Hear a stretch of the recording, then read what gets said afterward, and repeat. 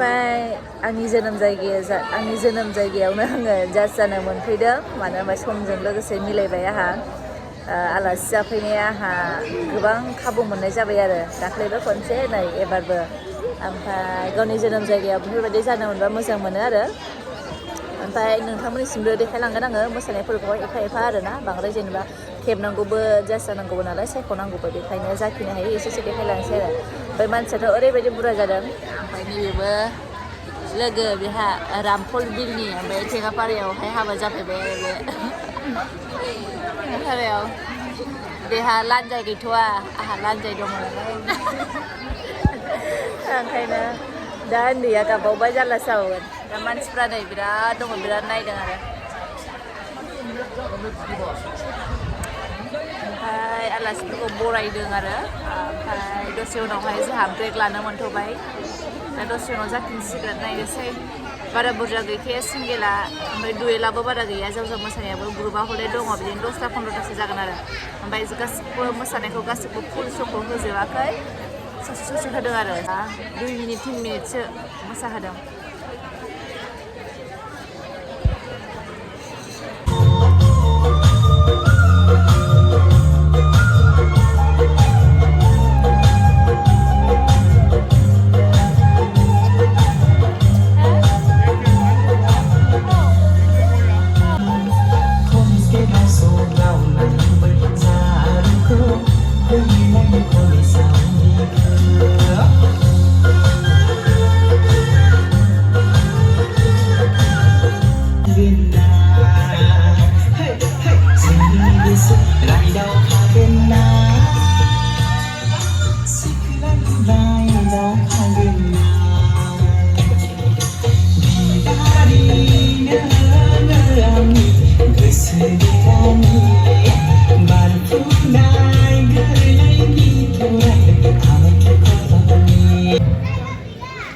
गामिनि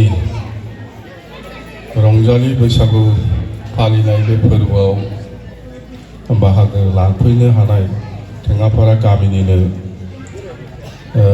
मानगोनां गावबुरा आरो सेक्रेटारि प्रेसिडेन्ट नोंथांमोन आरो बे रंजालि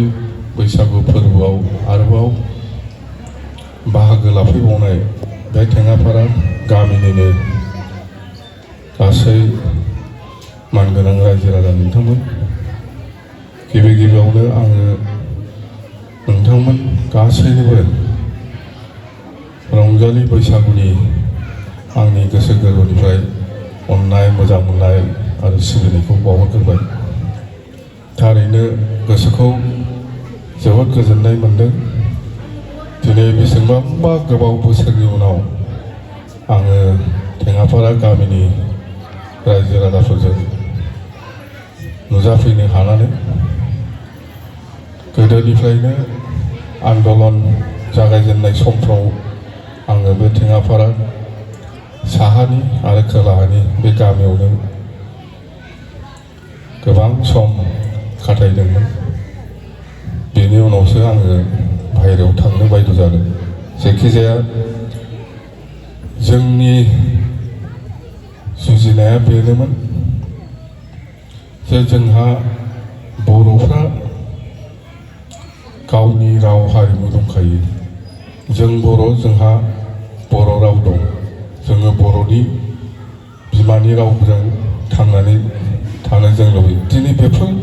मोनफा मोनफा फिथाइ नङाबा जोंखौ मोनसे समाव मा खालामदोंमोन जों बर' रावखौनो रायलायनो हायि बादि जादोंमोन दख'ना गाननानै गुवाहाटियाव थांनो हायि बादि जादोंमोन बा जोंनि बर' हिन्जावफोरा गुवाहाटि बादियाव दख'ना गाननानै बबेबा कलेजाव थांनो हायि बादि जादोंमोन दा बेफोरो मोनफा मोनफा परिबेस जोङो मोनबोदों दिनै बे गैला जोबोद मोजां मोनसे सुक्ति जानानै फैबाय सुक्तिनि गेजेरजों जोङो दिनै जोंनि राव हारिमु गासै कालचारखौ जोङो लाखिनो हाबोदों दा बेनो दिनै जोङो गोदोनिफ्रायनोखा बे रंजालि बैसागु बर'फ्रा बेखौ गोदोनिफ्रायनो मानिबोयो खालामबोदों जायखिजाया दिनै सानसेनि हाबाफारि लानानै जिखिनि नोंथांमोना बेहाय बैसागु फोरबोखौ फालिदों मोजां साक्सेस जाथों आरो फैगौ बोसोरावबो बेबायदिनो खुंलांबाय थानो हाथों बेखौनो आङो इसोरनाव आर'ज गाबबाय नोंथांमोननि साननाय लुबैनाय बियो जाहाथे बे गोदान बोसोरजों लोब्बा लाखिनानै जिथु हास्थायनाय बियो जाफुंसारदों गामिनि गासैबो फरायसुला फरायसुलि आरो गारजेनफोर नोंथांमोननि गोसोआव लुबैनाया जाहाथे मोजाङै मोजां जाफुंसारथारो बेनि थाखाय आङो इसोरनाव आर'ज गाबनानै आंनि बुंनायखौ बेखिनियाव फोजोबबाय गोजोन्थों धन्यबाद